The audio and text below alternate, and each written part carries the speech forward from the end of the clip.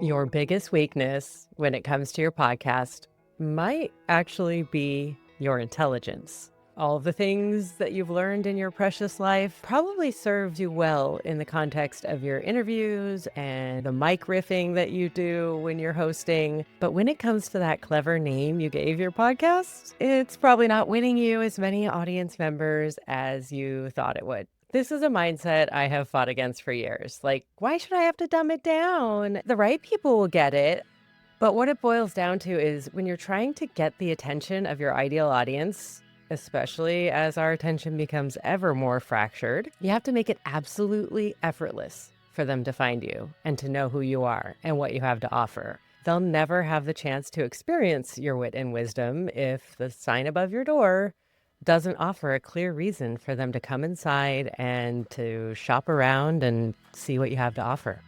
Hi, I'm Courtney Reimer, and this is Talking the Talk, a podcast about podcasting where lessons learned become your wisdom earned. Today's episode is about your podcast's identity and its brand and its positioning and the sometimes painful difference between what we love and what actually makes people tap in and listen. My guest is Jason Cercone, a podcast strategist that I met at the Empowered Podcasting Conference, and we immediately hit it off because we think quite a bit alike. He recently rebranded his own show. It certainly wasn't an easy decision, but because he started paying attention and looking at the signals he was receiving about how his audience was responding to it and was his audience in alignment with his goals and the business he wanted to build, he realized it was time to make a change. So in this episode, Jason and I talk about why clarity beats clever in these crowded podcast apps, the importance of clear branding, especially for niche podcasts like this one, and how pivoting isn't something to be afraid of. Here's my conversation with Jason Cercone. So welcome, Jason. The reason I have you on my show is not just because we're sort of strategy twins, and I know you'll parrot a lot of the same beliefs and theories I have around podcast strategy, but I'm wondering if you ever find yourself breaking your own rules when you're making a podcast. Oh, hell yeah. It's part of the game. And I think that's one of the beautiful things about podcasting is it's this blank canvas on which we can create and see what works, see what we like, see what we don't. And then if we need to pivot, then we pivot. We're not tied down to any hard and fast rules. Now, there are some things that I believe that all podcasters should adhere to because it's going to make for a better listener experience. But from our own creativity, I think we have a lot of leeway on how we can create and ultimately come up with something that not only are our audience members happy to listen to, but we're proud to produce and stand behind. You use the word blank canvas. I say that all the time in my cohorts and people who are new to podcasting, that they think there's a certain way. It's got to be an interview show and it's got to talk to these kind of people in this way. It's the most beautiful broad canvas in the world. And I get tingles just thinking about it. And I think we both would agree that it's different for every single person. And which is why you can't get tethered to, I'm doing interview shows because this is what every show I listen to is about, or that's how they're formatted, or this is what this expert told me to do. No, you have to define what works for you. And I believe both of us as strategists understand that it's not going to be the same outcome for the person over here that starts a podcast today versus the person over here. And we have to determine how we're going to make that work for everybody on an individual basis. I find myself doing this right now. For example, the name of my podcast, who knows if it's the right one? I've told my people that I advise, it's not a permanent decision, right? It's your feed. You're going to own it. And if you scroll back through most people's feeds, they used to be called something different. Their art used to be different. So reminding ourselves that we own this, which is the beauty of it, and we can decide what to do. We have an obligation to an audience, if we have an audience, to hold the promise that we've made. Or as we are changing that promise, we communicate that to them. The magic word. Yeah, I would love to hear because I know you're going through an evolution. I would love to hear how I feel you came to it very deliberately. It wasn't a rash decision. Yeah, as we speak, I'm putting the final touches on what will roll out in a couple days with a new show name. And I was evaluating a lot of different things. One of the big things about my story with this show was when I started my company, I worked with a branding expert. I didn't work with her officially. She was a guest on one of my past podcasts. We really hit it off. She sent me her book.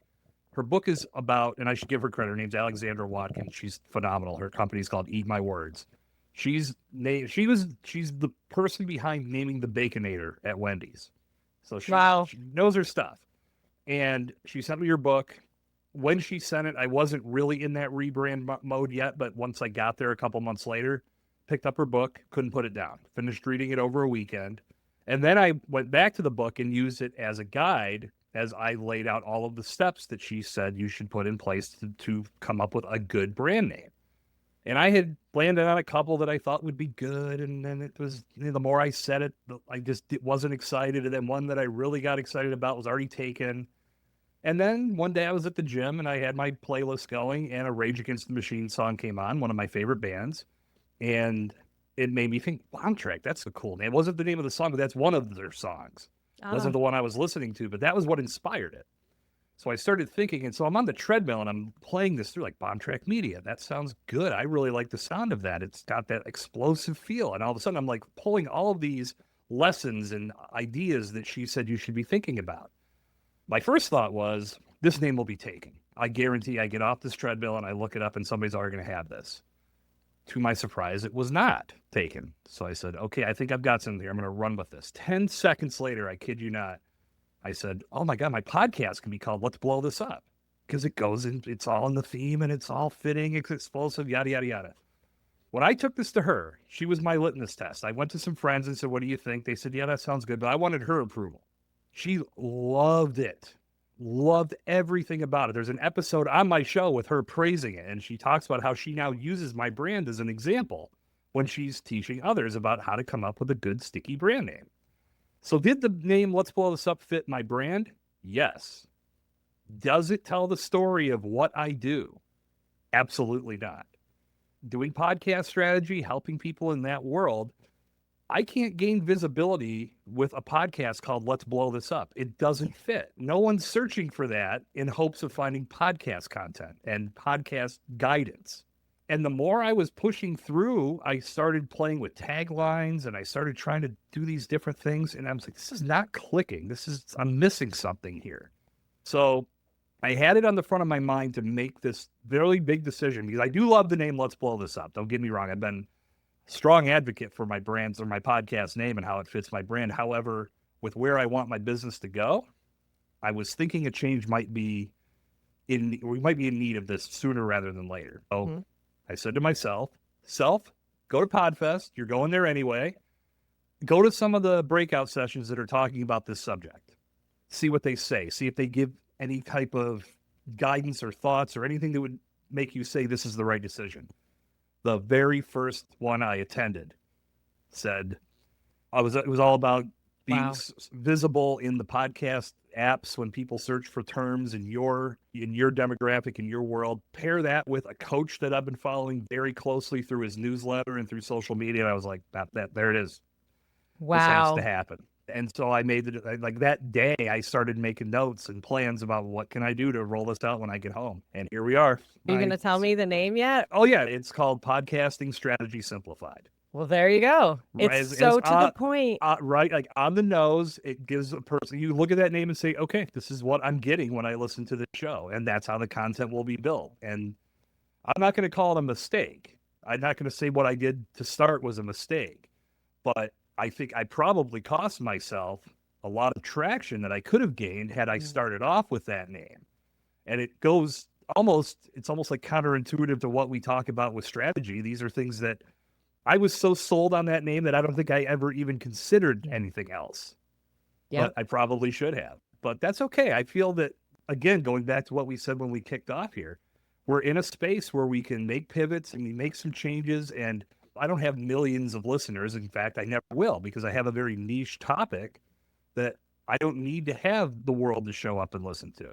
I just need the right people to understand how I can help them. And then hopefully they see enough in what I do that I could officially help them as a coach or a consultant or strategist. So big decision, but I feel it's going to be one for the better. And I'm really looking forward to seeing how everything unfolds once I get all the new pieces in place. Me too. And it's two things came to mind. One, I went to journalism school, and one of the things they hammer home a lot about headlines and leads are Clever is nice, but Mhm. clear is essential.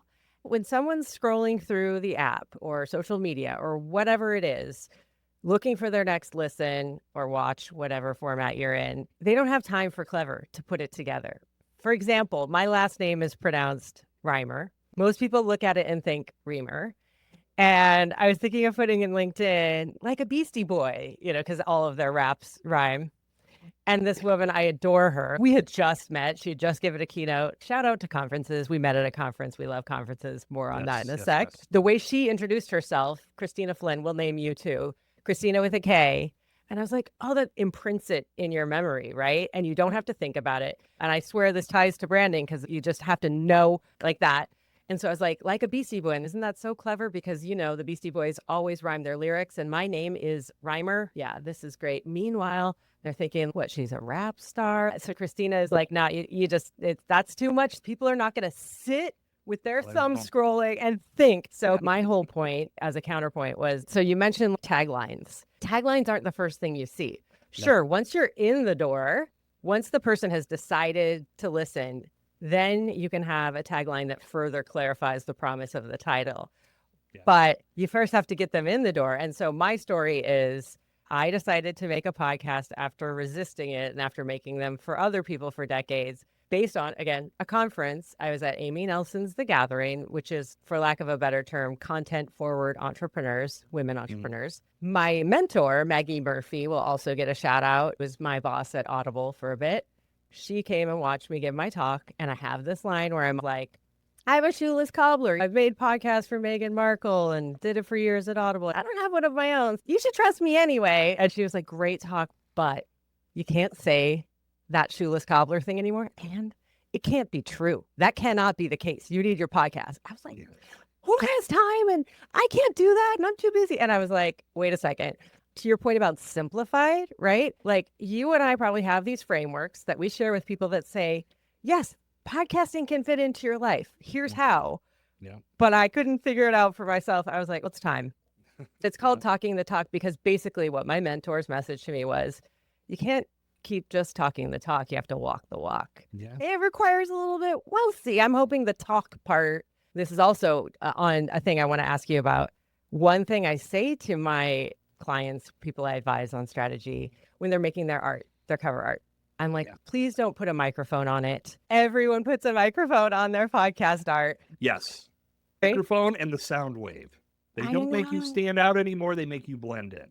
Put those on You're in the podcast app. You already know what it is you're about to receive. Yes. But I won't lie. There was that instinct for me to emphasize this is a podcast by putting headphones or nope.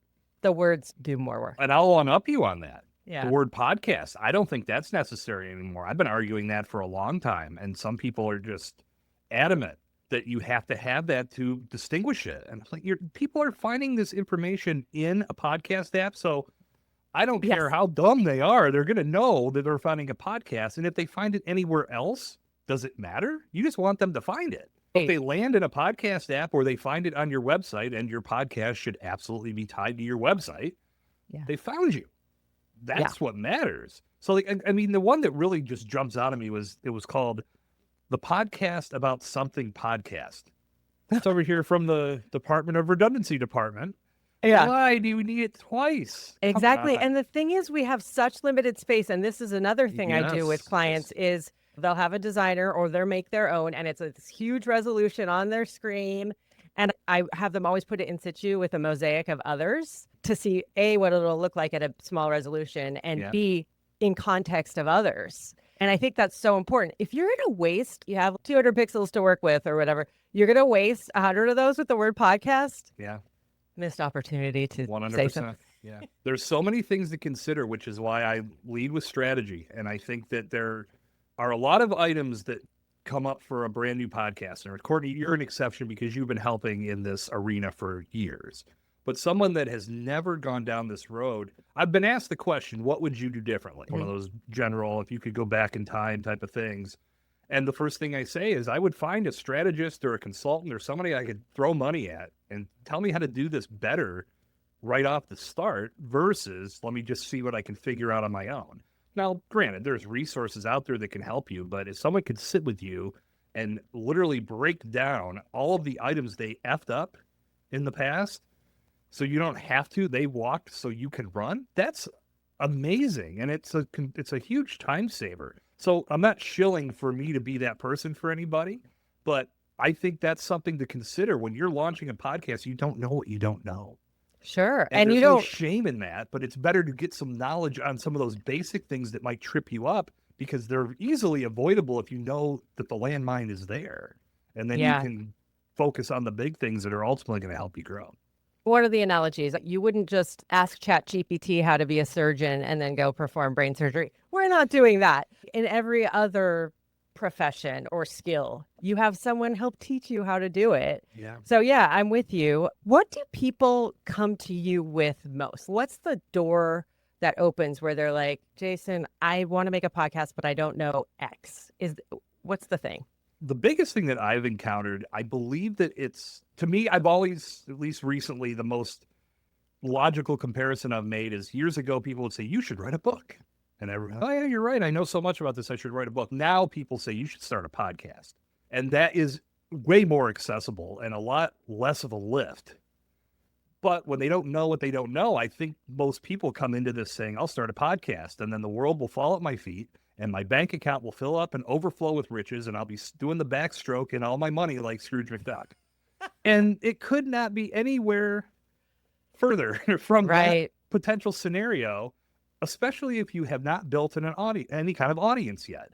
And even if you have to understand that audience, maybe they pay attention to you on a certain medium, but that does not mean that they'll become a podcast listener. They may not listen to podcasts. Some will, but the whole audience will not just instantly jump over. And I think that throws a lot of people off because they'll come into it saying, I've got 15,000 subscribers on my email list and 50% of them open my emails and I get clicked through and my social media is on fire. But then they start a podcast. It's a whole new medium and it's crickets at first. And crickets is different for everybody. Believe me, some people could get a few hundred listeners on a podcast and be like, why doesn't anybody listen to my show? But then for some people that would be very lucky. Oh my God, I'm killing it over here. Look at how great I am. But that's why I always lead off when people come to me about podcasts. The first question I ask is why? Yeah. I want to know if they've even thought on that level of why they want to do a podcast. And some people haven't. I know the first 30 minutes of my VIP strategy days is spent on mindset and really zeroing in on that why. And I've had one client who came to the table with it so well defined. I said, we got 28 minutes here. Do you want to just get breakfast and we'll come back? Or do you want to just keep going? She nailed it. Absolutely understood what she wanted to accomplish, knew that she wasn't going to ever be as big as Joe Rogan, had no thoughts of ever being that big, but knew she had a topic that people in her industry would care about, and she wanted to talk about it. Yeah. And she knew that she had expertise that she had built over a career that could be useful to others. And I want to put that out there for people to consume. And getting better and more clear than that. And of course, we can zero in and ask a couple follow-ups, but overall, the biggest thing that I encounter is I don't know where it came from.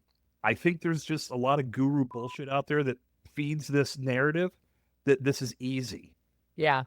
And getting a podcast to grow is easy. Okay, I want to do that. Starting is easy. The barriers to entry, relatively low. Growing and maintaining and staying engaged and looking at numbers that may not be what you had in mind. And honestly, I don't know even how you would have numbers in mind because, again, you don't know what you don't know. Right. That's where it really comes into play. That's where that mindset is. You got to have a long-term mission in mind. You got to know where you're going. And I like to address that as soon as possible. That way it makes the rest of the journey much, much easier. Yeah. And listen, I'm with you. Whenever a potential client comes to me saying, I want to launch a podcast, I ask the why. And I also have an intake form and it's, what are your goals? And anyone who says direct revenue, I'm going to monetize this and I'm going to retire on it, Scrooge McDuck, whichever metaphor you want. I honestly will sometimes be like, I can't help you unless you already have a YouTube channel and you want to convert it into something else. And those two are converging and we can talk about that as well. Yeah, sure. But that whole, even if you have a following and it's not always going to convert because it's apples to oranges. But I will sometimes say, that's not what I can help you with. I can't help you become the next Joe Rogan. And that guy already gets enough airtime. You know what I mean? I can't suddenly make you this chart topping phenomenon across the board. Maybe for your exact people, and you spoke to this a little bit before, which is there's probably a ceiling to how many people will want Podcasting Strategy Simplified. I was telling one of my clients, Bill, I'm going to start a podcast. Oh, what's it about? And you think we've been working together for months. I was like, it's going to basically be for the people that I serve, which is people who want to figure out what makes a podcast work, how to make one, and how to keep it going.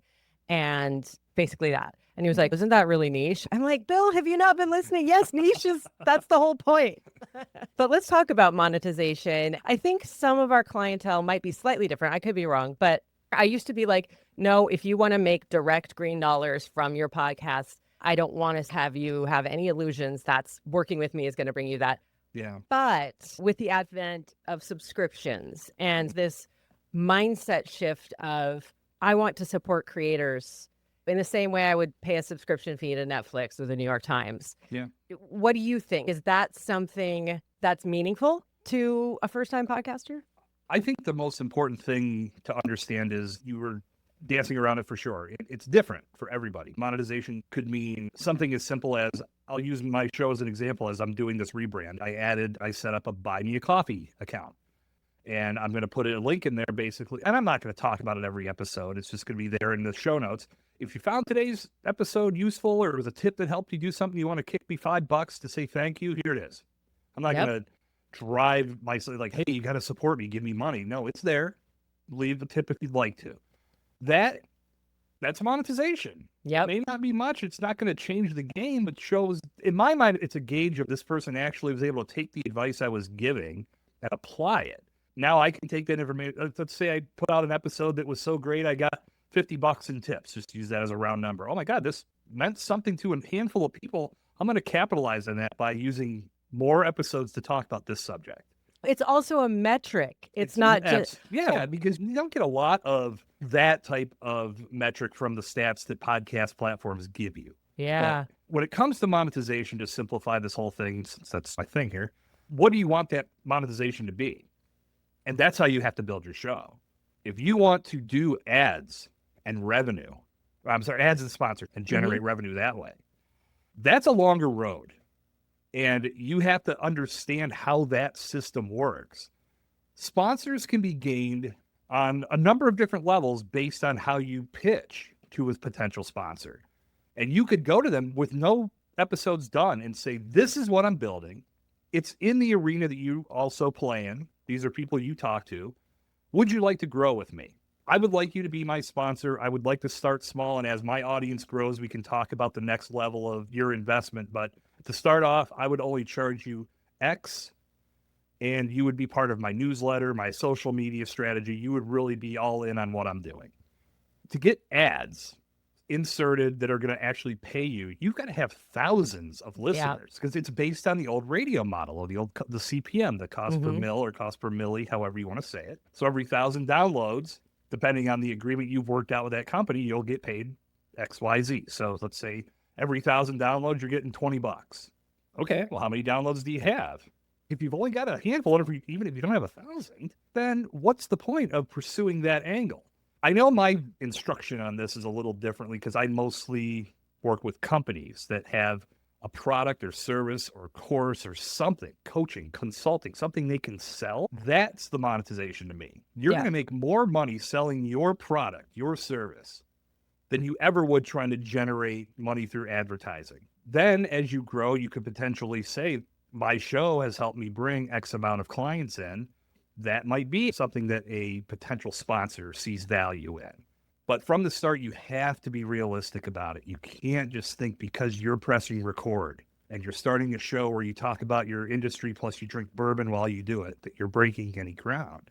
You got to be and it's tongue-in-cheek to say that, but the strategy is where you lay out, okay, here are some of the small wins that I can make. Maybe they're not directly tied to money, but I'm going to at least gain some traction in this silo while I grow my audience and get closer to that point where monetization is more realistic. Yeah. If you address that on the front end, you won't be discouraged when you're 15 episodes deep and scratching your head going, why don't I have listeners? I can't get any sponsors with this. This isn't working. And then you quit. Nothing's ever going to happen if you quit. Yeah, that's right. So nail these details down early, and that's going to help you monetize in the long run, which really should be the name of the game for you. I feel like we're getting a free masterclass right here. It was Here just we are. like, that was perfect. I'll send you the invoice when we're done. So much to unpack there, but I will say that you kind of blew my mind with the buy me a coffee thing, which I recommend that kind of thing to clients because, especially if you're paying an editor or someone else to produce it, and if you only see money going out of your account and it's just almost a psychological, oh, I got $25 worth of coffee out of that episode. It feels like, okay, I'm not just bleeding. There is some sort of like, yeah. I have been saying, I wonder if you actually have, and it's okay if not, because I think together we could build a case study with this where there's the podcast industry and the hucksters. We could also talk about that, the snake oil salespeople, but there are legitimate people whose whole business, people and businesses, is to sell sponsorships and to find sponsorships. But for the people who are starting from absolute zero, I have recommended the same thing. Like, hey, do you know a fellow small business owner who is also looking for visibility? Yeah. Even just like a proof of concept of what an ad would sound like. Let's partner up on this. And I think it sends two signals. One, I'm open for business for these kinds of ads. It almost exudes legitimacy to have an ad on your podcast, even better if it's host read. Yeah. And it works that muscle like if it is a host read ad. You got to try it first and show that you're capable of it. Yeah. But have you heard of people who kind of DIY and roll their own sponsorship in that way? I usually recommend it to my clients. You're in a way that you want to position yourself. If you're the expert, there's no reason why you can't run an ad for your service, for your product. You want people to know that it exists. It's one of those things. If people don't know you have a horse for sale, they can't buy your horse. Even if you're a cowboy or a horseback rider, they might not put those two things together. No, and that's and a lot of times I've heard this. I cannot remember what show I've heard this on. I know I've heard it in a number of different iterations, but one person said they had a person on their email list for years, and they mentioned something that they had in place the whole time their business was operational, but they never talked about it. The one time they finally mentioned in this email, this person finally bought. And when they connected to talk, the person said, I didn't know you did that. It seems like we talk about what we do all the time, but there is, for one, we're not talking about it as much as we think. And there's also so much other information that people are being bombarded with on a daily, hourly, minute basis that sometimes it just slips our mind. It goes back to that branding. It's a form of branding, right? Yeah. It doesn't make a person stupid that they can't say, oh, Jason, I guess, identifies as a podcast strategist and has a podcast. Therefore, he has a package that I could buy. Right. You have to tell them because, like you said, like their brains are all over. You have to say to them, do you like what I have to say? Would you like me to customize this advice for you? Here's how you get it. And it's just helping. It's helpful to be clear. 100%. So, are you a proponent? You advise people to learn Descript or what have you, or find someone who already knows how? That's one of those ones that's real hard because, I mean, we want to talk about walking the walk and talking the talk. I've always liked editing my own shows personally. However, I know most people I talk to do not give a crap to learn that skill. That's the one. And honestly, I think it's one of the biggest hurdles. Most people won't start because of the post-production work. They don't want to learn that. And it is a whole new skill set in and of itself. So I think especially for a busy brand leader, business owner, someone that's looking to implement podcasting for visibility, for marketing, to amplify their brand, editing is probably not anything they're going to care about. So the biggest part of this answer, I'm going to say outsource. It's so funny. I have the same problem as you, no surprise, where I say I'm not going to edit it, but then I can't. I start and I can't stop. I love to edit, but it's also not the best use of my time. Exactly. So I have to stop. Yep. Back to my questions. Scripted or loose outline or something else? I go 100% unscripted, but I'm also 11 years deep in the game. Yeah. I don't believe in scripting anything 100% because it comes off very much like you're reading a book, you're reading a script, you're just not flowing. You're not natural. The bullet points are fine. I think just having a couple ideas of what you want to talk about is good. And I will say this has never failed me. More than you know.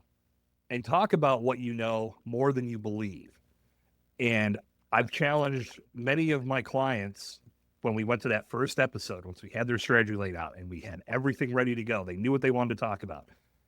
I'll probably be lucky to get half an hour out of this. All right. And I just let them go. Yeah. Time it. We don't put any kind of barrier on it. I just want them to get comfortable. And across the board, everyone has gone so far beyond what they thought they'd get to. And I tell them that I let you go for a reason. For one, you needed to prove it to yourself that you have a lot to cover on this subject matter. And B, I didn't want to come in after half an hour and be like, time's up. That's terrible. And that's going to throw a person off their game as well. They're just now to a point where they feel like they can be in front of a camera on a microphone. Let's let that play out. But all of us don't give ourselves enough credit. We know more about what we have, or what we think we know, and we can talk about it in much more detail than we ever give ourselves credit for. So don't sit down and script everything out word for word. Just roll with it, baby. I agree. You're half life coach and podcast strategist, because there is a certain amount of building someone up a little bit and giving them confidence in themselves. That's a big part of it. Actually, one of my old past clients, she stopped her podcast a couple of years ago. She's a therapist, and she said I was her podcast therapist. Yeah. Because I was helping her a lot in that realm. Maybe that could be your spinoff. I tried it. It didn't test well. I tried okay. It didn't test well. Okay. I'm going to frame this for a new podcaster. Okay. Do you recommend seasonal or always on or TBD? That's a great question, because I think a lot of people get into the guru bullshit of got to be there every week, got to do it this way, got to do it like everybody else has. And the reality of it is you've never done this before. When you first rode a bike, did you drive down the steepest mountain in your town? No, you rode around a parking lot with training wheels and someone holding on to the back. You got to get used to this. Can you learn doing it with a weekly podcast? Absolutely. And of course, more frequency obviously gives you more chance to put in the reps. But if you really want to test what this network or what this platform can do for you, there's no shame in saying, you know what, I'm going to do a season of 7 or 8 episodes. We're going to put that out. We're going to see how it goes. I'm going to see what kind of response I get. I'm going to get comfortable with how this process works. And then I can determine from there whether it makes sense for me to continue building it in seasons, or, you know what, I love this and the response has been great. We're just going to go weekly from here on out. No one's telling you can't do that. But I think a lot of people get tripped up on, I started this way, I got to stay here. Or there's no way I can pull it back. People are going to think I don't have my crap together. Yeah. Here I am. I did 3 seasons. I'm now switching to a weekly format. I never, ever, ever thought I would do that again. I'm also launching another podcast. That one will be done in seasons, and I'm not ready to talk about that one yet. Ooh, so you are one of these podcast guys. Yeah, I'm one of those crazy people that you hear about me, read about on For sure. For sure. But overall, I think it really comes down to time. And that's one of the biggest things most people don't factor in when they're getting started. How much time do I really have to do this?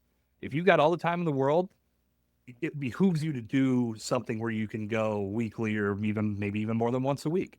But again, I'm working with business owners and professionals in a number of different fields. Time is not exactly something they have an abundance of. Right. So what can we do to help you leverage that platform in a way that allows you to capitalize on everything it can give you, but not suck up time you don't have? And also, it has to, good answer.